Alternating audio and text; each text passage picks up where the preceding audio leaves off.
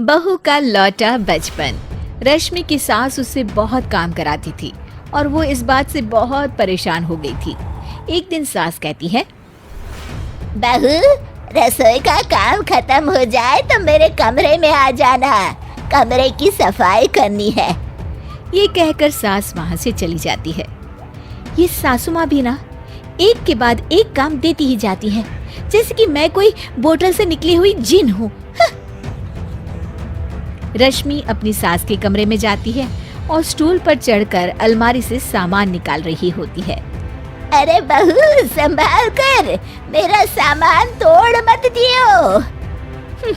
वाह, इन्हें अपनी बहू की कोई चिंता नहीं है, सामान की पड़ी है कि वो ना टूट जाए।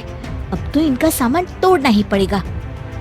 रश्मि सामान हाथ में पकड़ लेती है और नाटक करने लगती है। सास ये देखकर घबरा जाती है। अरे बहू, मेरा सामान बचाकर कहीं गिर न जाए। हाँ मम्मी जी, नहीं गिराऊंगी आपका सामान। रश्मि का सच में बैलेंस बिगड़ जाता है। अरे मेरा तो सच में बैलेंस बिगड़ रहा है। रश्मि स्टूल से नीचे गिर जाती है और उसका सर बेड से लग जाता है। रश्मि के सर में दर्द हो रहा होता है। वो बेहोश नहीं हुई होती है, लेकिन वो आंखें मूंद कर पड़ी रहती है। ये देखकर उसकी सास घबरा जाती है। अरे बहू, ठीक तो है ना? तू बोलती क्यों नहीं बहू? ये अच्छा मौका है, बेहोशी का नाटक कर लेती हूँ, काम से तो बच जाऊंगी। सास रश्मि को बेड पर लेटा देती है और अपने बेटे सूरज और डॉक्टर को फोन करती है। वे दोनों कुछ ही देर में घर आ जाते हैं। सर पर चोट आने की वजह से ये बेहोश हो गई है। मैं कुछ दवाइयाँ लिख कर देता हूँ, ये मंगा लीजिएगा। वो ठीक हो जाऊंगी तो फिर से काम करना पड़ेगा। क्या करूं? अरे हाँ, ऐसी तरकीब निकाली है जिससे काम भी नहीं करना पड़ेगा और मेरी प्यारी सासू माँ को भी सबक सिखाने का मौका मिल जाएगा। डॉक्टर चले जाते हैं और रश्मि होश में आती है। तब वो बच्ची बनकर याददाश्त खोने का नाटक करने लगती है।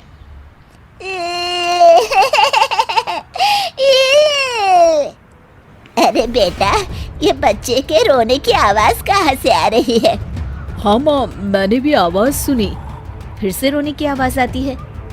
अरे ये तो मेरे कमरे से आ रही है। वो दोनों कमरे में आते हैं तो रश्मि रो रही होती है और बच्चों की तरह हरकतें कर रही होती है। दोनों उसे देखकर हैरान रह जाते हैं। मेरे मम्मी जी पापा कहाँ है? मुझे आइसक्रीम खानी है। अरे सूरज, ये तो बच्चों की तरह बर्ताव कर रही है। हाँ माँ, लगता है चोट लगने से इसके दिमाग पर असर हुआ है। आप लोग कौन है? मुझे मम्मी के पास जाना है। अंकल, मुझे मम्मी के पास जाना है।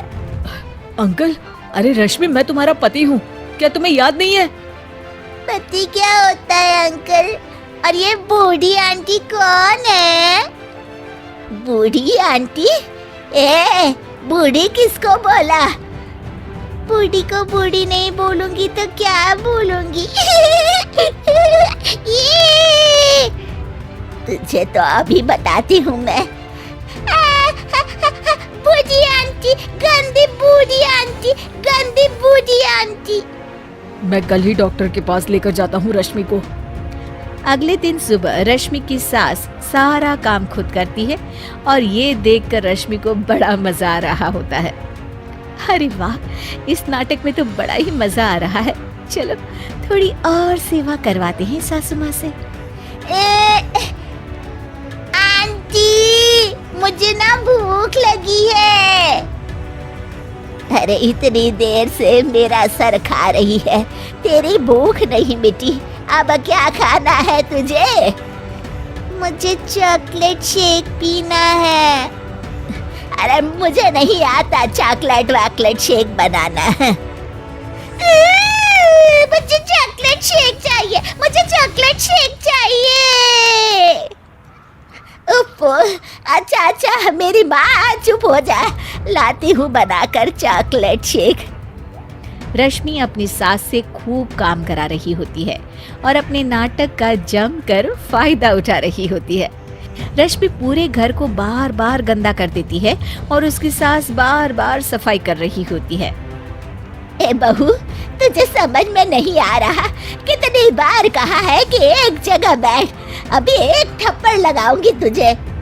रश्मि रोना शुरू कर देती है।